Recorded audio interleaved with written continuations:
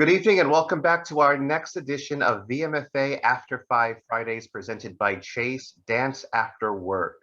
It was over the summer in June, we had a program about Juneteenth where we visited West Africa and traditions there and how they migrated from West Africa through the transatlantic slave trade to North America and how we celebrate those traditions here today using Juneteenth every year to remind us of those traditions. In a similar way, I have over the past few years been developing more information and a relationship with traditions out of India. And we've used a very great friend of ours at VMFA, Priti, to help us walk down those lines. Now, I am very new at all of this. I'm still learning myself. And so Priti has, she'll introduce herself in just a moment, has graciously come onto the program to give me a lesson about something called Navaratri. And you are all along for my ride with me tonight. Priti, thank you so much for being on the show. Would you introduce yourself to the folks at home? Definitely. Hello, namaste. My name is Priti Gosar-Patil, and I was born in India, in Mumbai, shifted to US in 1994, and I've been here since then. I've been a IT professional, and since past few years, I have taken early retirement from my IT career, and I'm trying to get back to my roots. I've been teaching Indian classical dance form called Bharatanatyam. I have been teaching languages like Gujarati, which is where I was my mother tongue, Marathi, which is my husband's family's language, but I teach it to the students over here.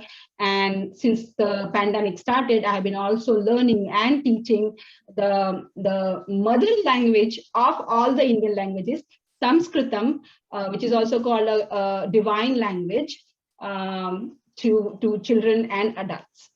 So I'm really happy to be here. Last few years, we have brought Navaratri to VMFA in person, of course, leaving 2020, but I'm really excited for this today.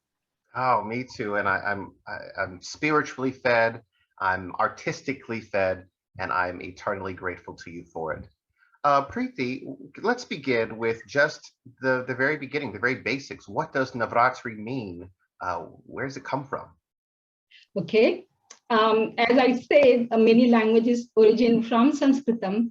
Navaratri is again a term come from Sanskritam. Navaratri means 9 nights. Okay. It's a festival which is celebrated for 9 nights. Let us do, in order to, as we begin with the celebration, let us begin with the prayer. Any good or auspicious thing, whether it is in dissemination of information or whether it is getting together for a celebration of event, we always begin with prayer. So let us do that prayer. Vishwambhari Akhila Vishwatani Janita Vidyadhari Vadanamavasajo Vidhata Durbuddhine Durakari Sadbuddhi Apo Mam Pahi Om Bhagavati Bhavadukha Kapo. So this is the prayer for Mother Goddess, beseeching her. We recognize her as a mother of the entire cosmos. We beseech her, we request her to come in form of wisdom and reside in our speech, replace the malice in our mind and replace it with good thoughts and virtues. And we are saying, we are requesting that Goddess to help us behave in such a way that our life cycles, the number of cycles we live and die, reduces, and we get mukti, which loosely can be translated to term salvation, freedom from the cycle of life and death.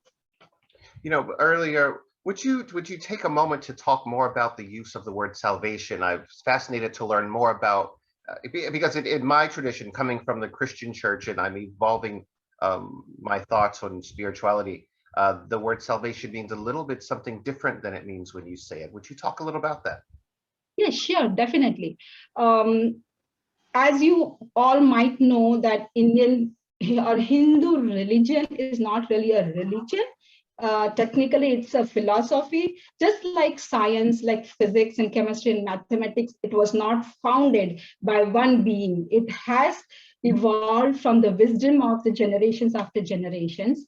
And there is a belief that whatever we learn in this life, we can. You must have heard a quote of Mahatma Gandhi, who said that live as if you are going to die tomorrow and learn as if you are eternal. So the knowledge is the thing which comes with us from life to life to life. Hinduism or Hindu people believe in reincarnation.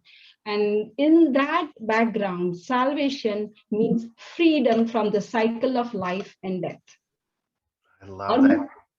I love that, sort of as if you collected as the wisdom that you need to break the cycle, maybe. Right. Oh, I love that. I'm looking forward to that. Okay. So let us go again, as I say, as you ask, what is a 9 nights and where it comes from? So as we talked about, the Sanatana Dharma or Hindu tradition or philosophy has many, many thoughts. And as a result, the same concept is celebrated differently in different parts of India. India has been right from early ages an agriculture-based country.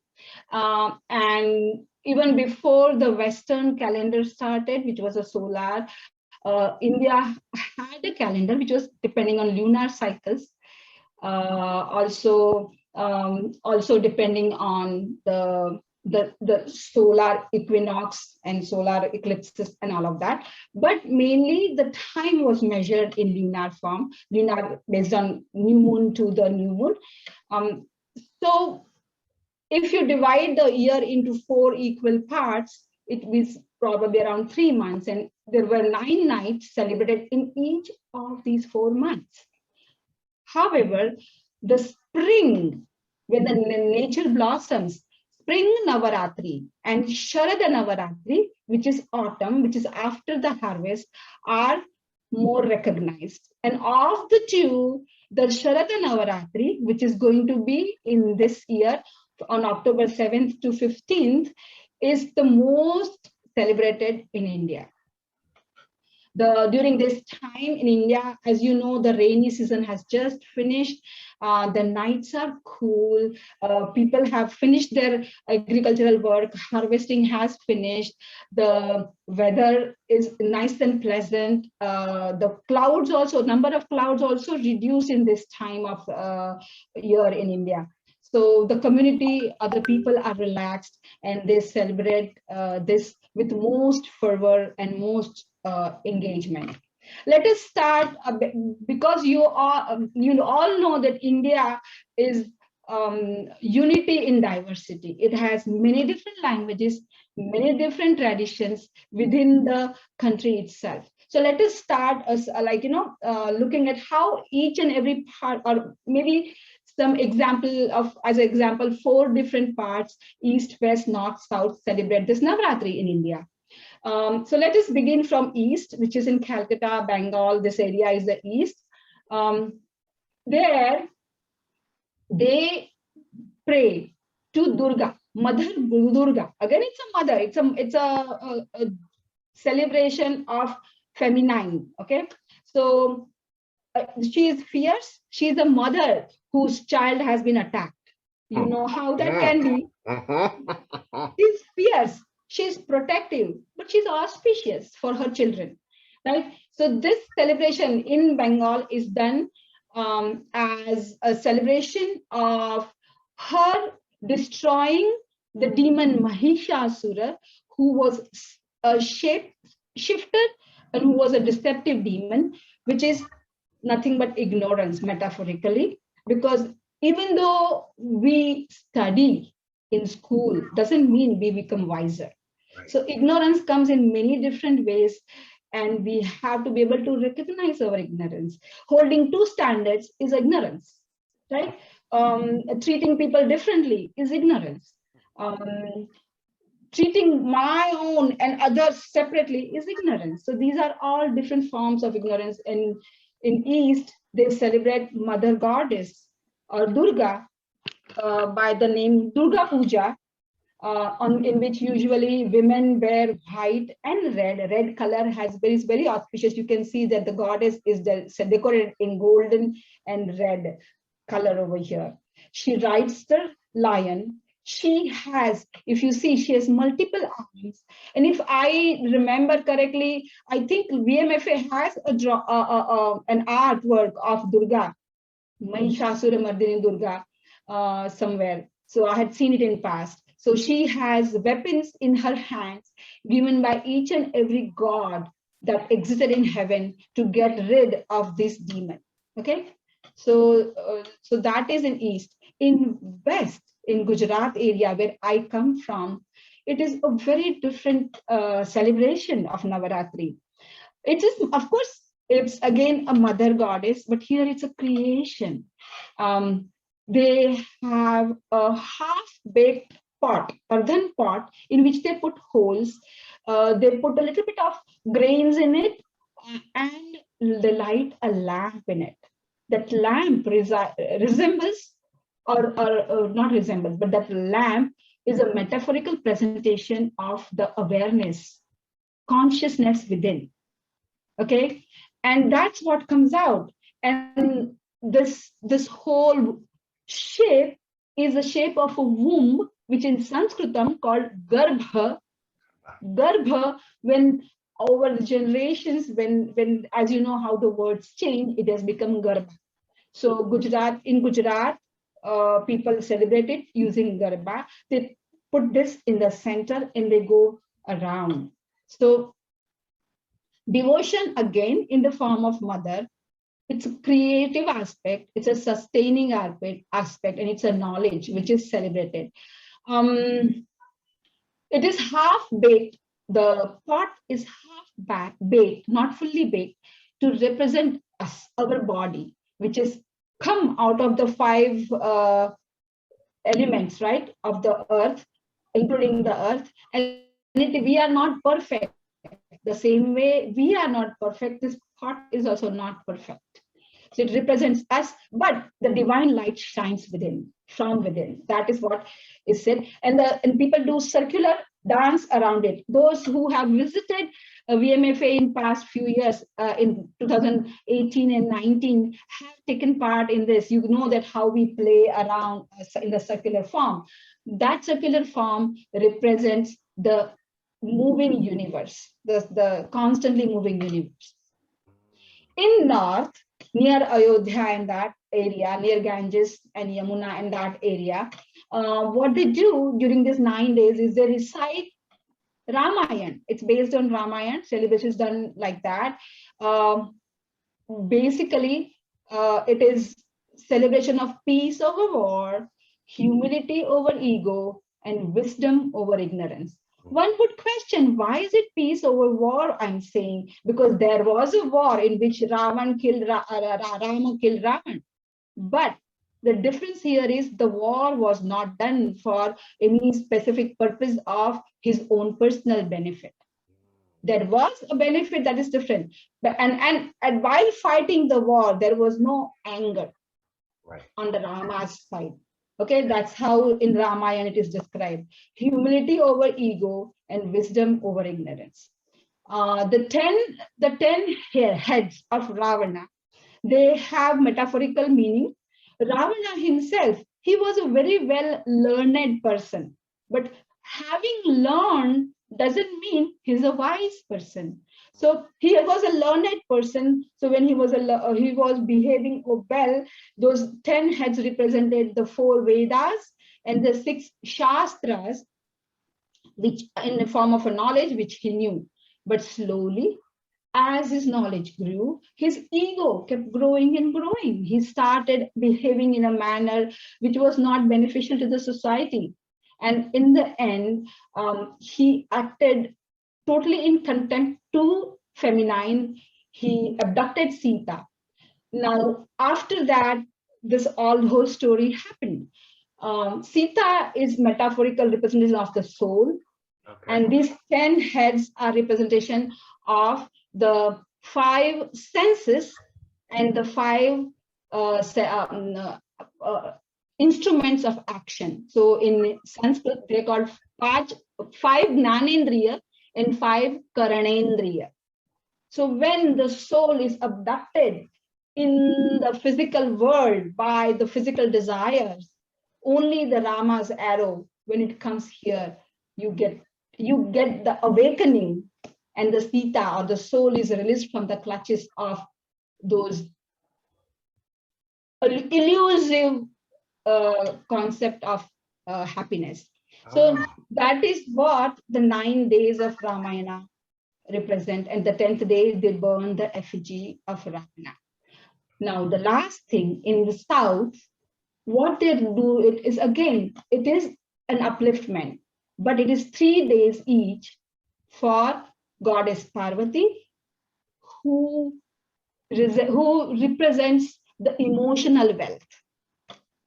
Then goddess Lakshmi, who represents the physical wealth, physical resources. And then Saraswati, goddess Saraswati, who represents knowledge and wisdom. And the arts. All the arts are associated with knowledge and wisdom, everybody. So we have to make sure that none of our budgets cut off on arts. Yes. Oh, I love that. Say that twice. That's important. Don't cut off our arts.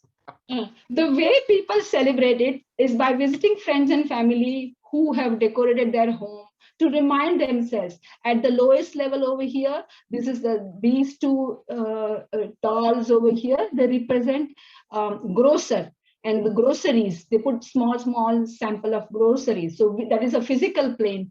And then there are saints and there are well evolved beings which are presented. And then 10 incarnations of Krishna's, Vishnu are given. And at the top, if you see here, this is Lakshmi, this is Parvati, and this is Saraswati. So there are 3 goddesses on the top.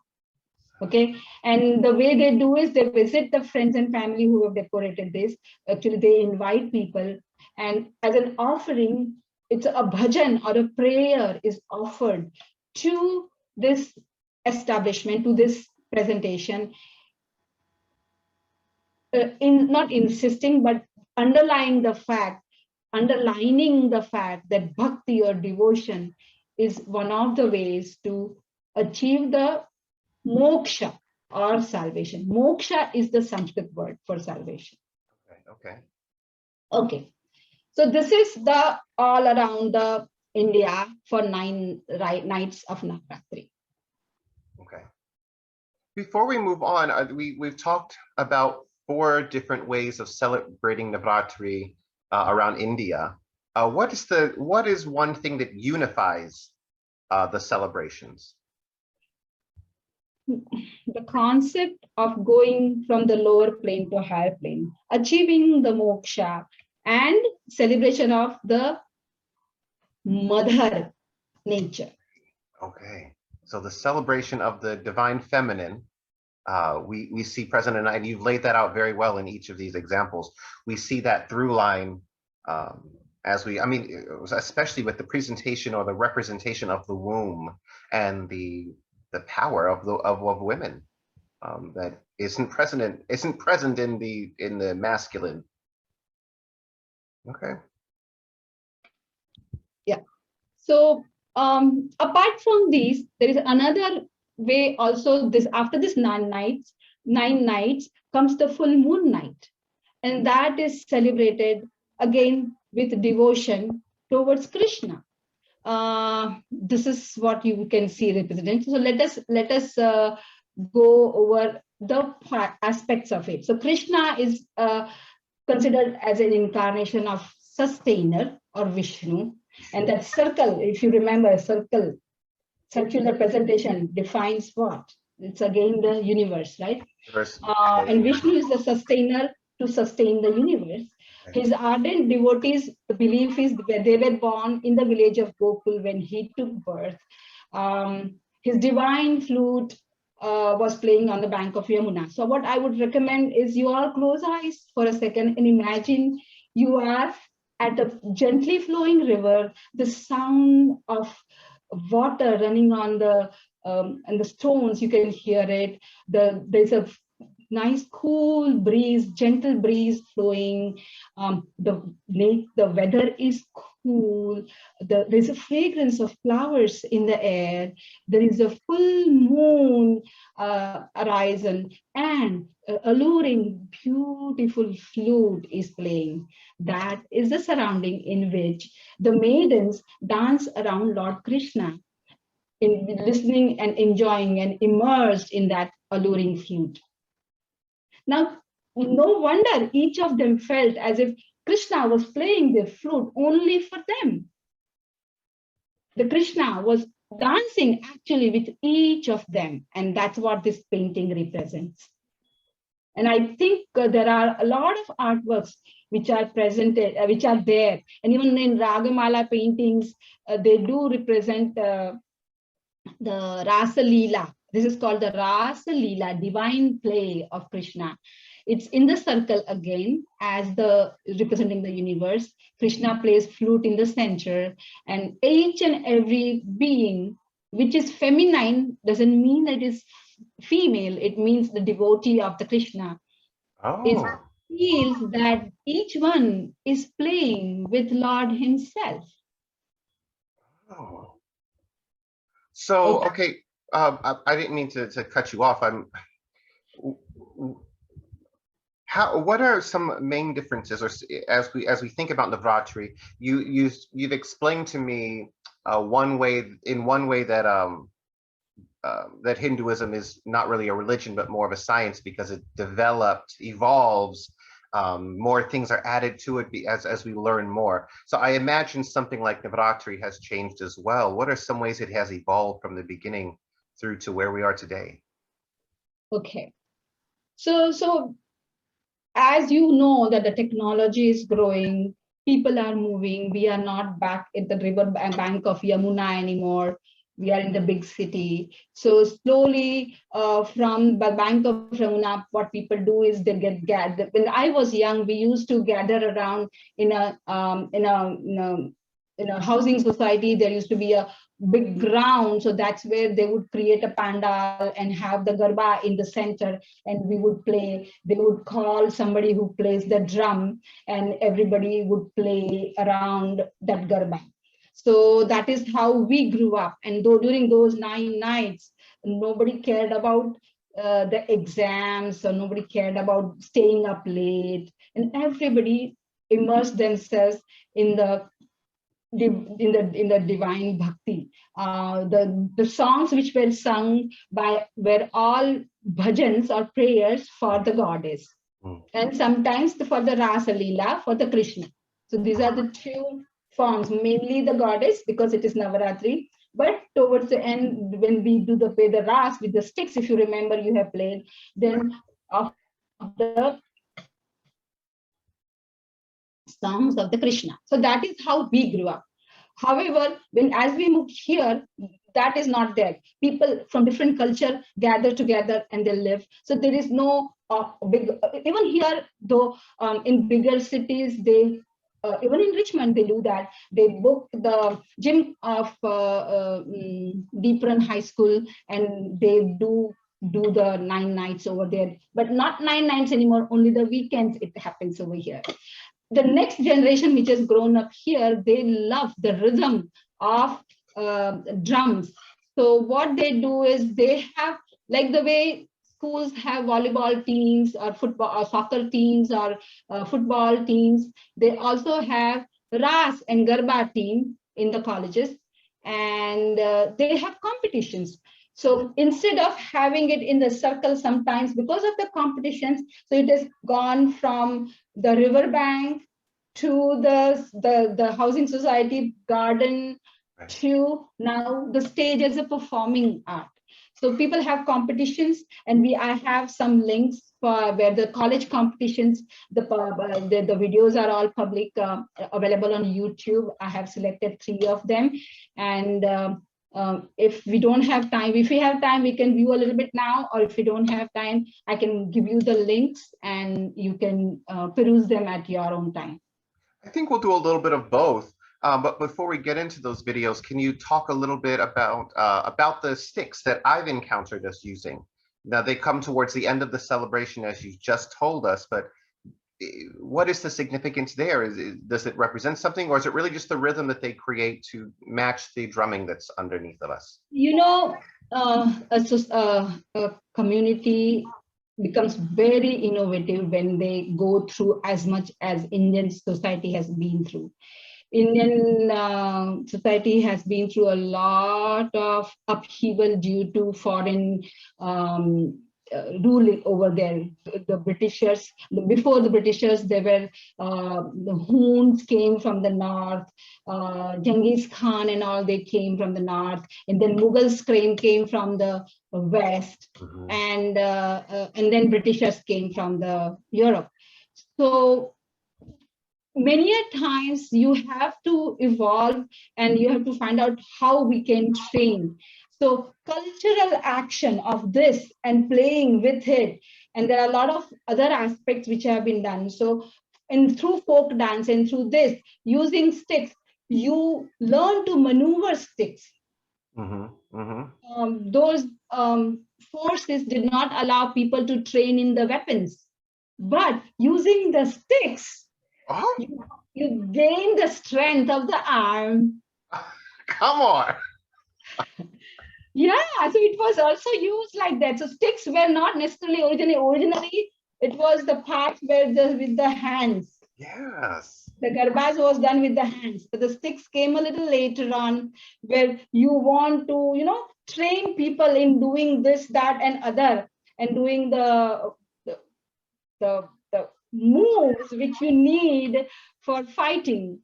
Wow, that is fascinating. That's very similar to the songs and drumming that Africans took with them from Africa to here to deliver messages. They needed to find a way to keep that thing together when somebody tried to take it away. Whoa, I didn't know that. Yeah, and actually there are a couple of, even in Northeast, there are a couple of classical dance form called Chow and Kudiyattam from the south, where they actually, it's a dance form, it's a classical dance form that is practiced by men, and that really strengthens, it's a war dance actually. Wow, a war dance is something. Wow, Preeti, I got so many things to learn now. Wow, opening my eyes up. Tell us something about what is the difference between classical and folk Indian dance? Okay, so as it happens, right, all the time, any new development, first it comes in the general people, it gets it gets more and more refinement, and it becomes classical. So the classical dance form has developed from the folk art forms, but there is an added level of intent behind it. There's an added level of vocabulary in it. So the classical dance forms require a training to go through. You have to go through the training for that, and you have to learn a little bit of vocabulary of it. So, like for example, if I say, this is a language of gestures, right? Now, this everybody understands, but what does this mean? So with the eyes, and you can say it means somebody is requesting something, right? But using this gesture with it is part of the language. That this means that with my pure heart, I am requesting. I say I'm learning that, I've learned something about hand gestures, Okay. poses coming So from. the classical dance form is usually a solo form, needs a lot of practice, and need to be refined, whereas folk dance has very heavy rhythm, and it can be learned very quickly, and you can just join in. So how does that relate to the idea that Navaratri is shifting to competition and to the stage?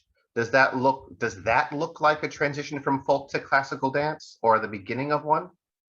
Um, Maybe over the period of time, because if you see, some of you have already played this dance form, but if you look at that competition form, you will see there's a lot of high energy work being done in that.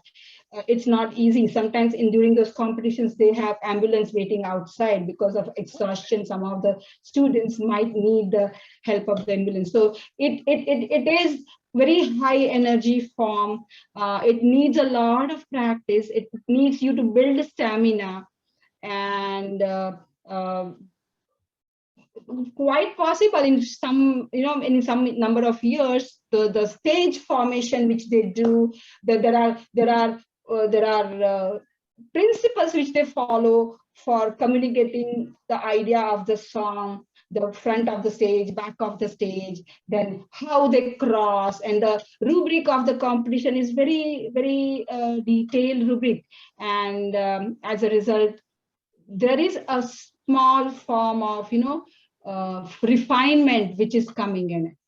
However, the classical dance form has always retained and maintained that it was developed or designed as a entertaining medium of instruction, which elevates not only the performer, but also the audience. Wow, fascinating. That's the classical definition of classical. That is the purpose for which classical dance form was devised. It's a tool, right? The folk dance, whereas it brings you excited, it brings excitement to you. It lets you a release of joyous release. So yes, if you go to in VCU, sometimes VCU also has hosted the classical dance, the Ras Garba competition, and they also have a Ras Garba team. So yeah, they do have that. And if you attend one of those competitions, you will realize that by the end of it, you are walking in the rhythm. You are listening to that sound of dhol or the rhythmic instrument, and your heart kind of beats with it. Oh, sometime I want to do one of these where we can learn about the drum and about the different layers of rhythm that come with these, or at least as I've experienced with you, the way the melody may move or the different prayers. So we got to do another talk like this, Priti. I've got so much more to learn. Definitely. Do you it's mind? Always good to leave with some more questions other than giving all. I agree. I'm on this journey with you, learning how to awaken, learning how to get to salvation as I'm learning to understand the word. Would you mind sharing with us a clip from one of the videos you curated for us? Sure, definitely. Let me see which one I will. Next up, we have SL. Yeah, SLU Russ. So this was by the St. Louis University, the students from St. Louis University. Okay. Let me show you this though, because I want to show you like it still has the previous one. When you watch it at your time, you will see that they have changed their formations to cater to the audience in the front, whereas this one has some formations, circular form.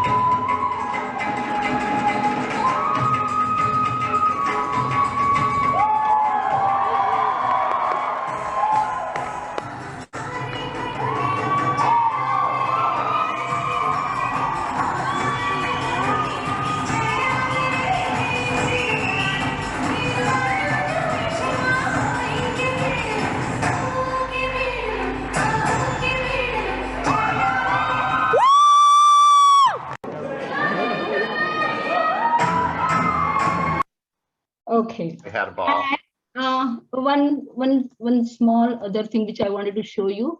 Please. Was because it has the boys and girls both.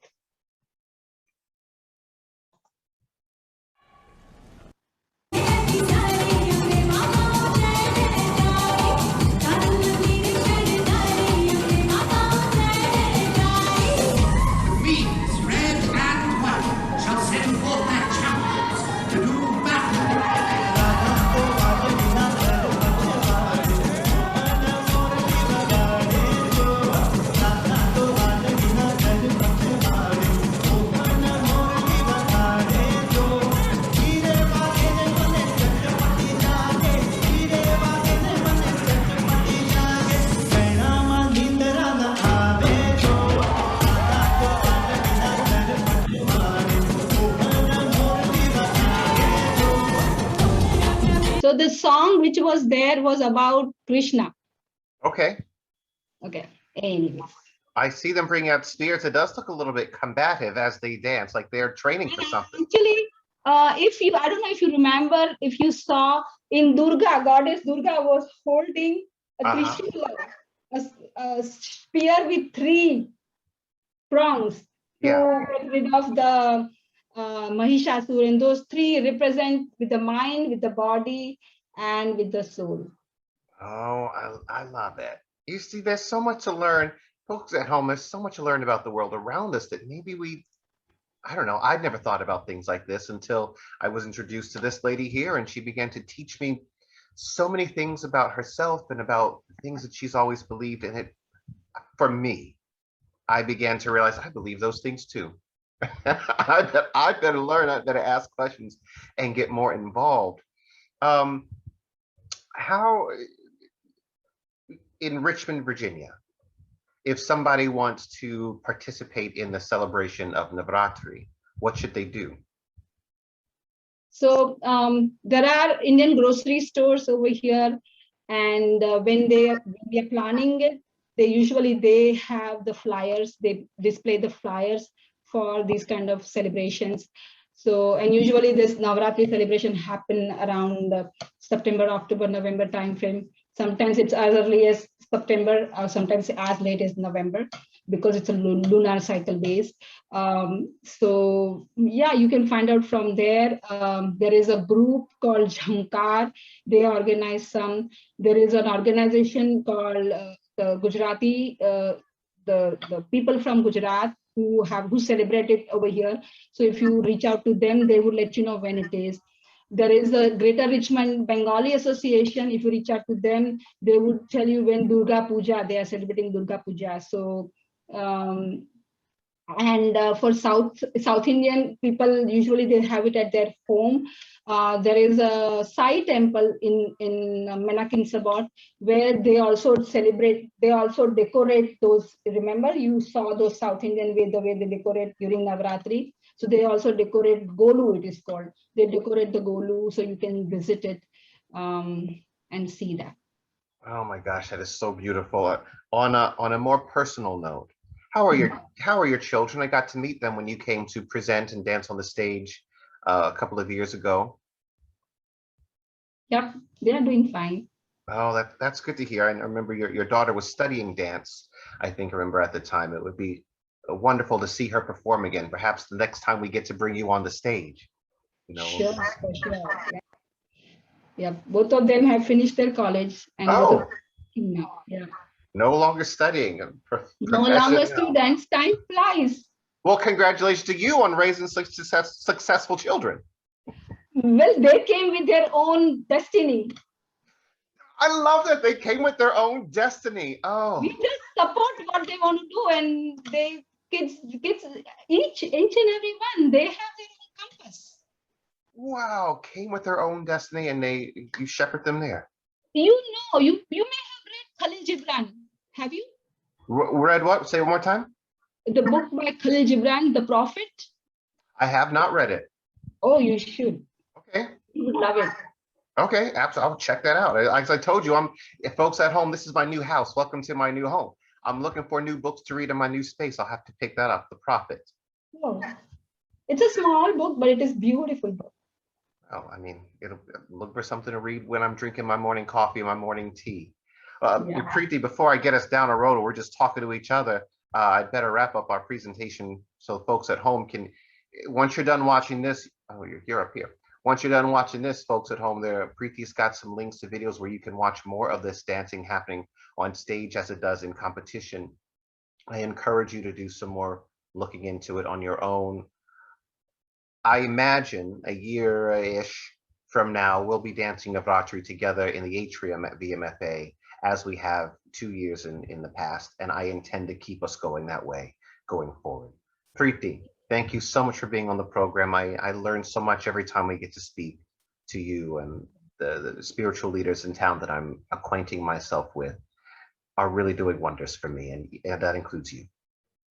Thank you very much for being open. Thank you very much for helping the mainstream audience know about all these different cultures, which have kind of, this is a melting pot, and it is good to know. The more you know, the more you feel that they are visually different. But when you go down deep, we are all human beings. We are all same. We all strive for happiness. We all strive for joy and not necessarily hurting others. No, and and to your point, the more I talk to people, which is what I've been doing since COVID has come and interrupted all of our lives, the more I see we all are always talking about community, right? We're always talking about rhythm. We're always talking about a drum. We're always talking about a movement or something we see or think. It's all the same thought. It comes from the same place. Right. We're not as different as we think. Well, thank you, Preeti, for helping us remember that. Thank you so much for the lessons. Those of you at home, you know what I'm going to say. Thank you for loving with us. Thank you for listening to us. And thank you for learning from us. Learning with us. I like that's even better. Learning with us. I almost said from VMFA, but Preeti's in her home and I'm in mine, but from the program, from the broadcast. We thank you. We welcome you to come back and love with us some more. Until then, this has been VMFA After 5 Fridays, Dance After Work, Navaratri. I'm Robert Phanord. Good night. Good night, everybody.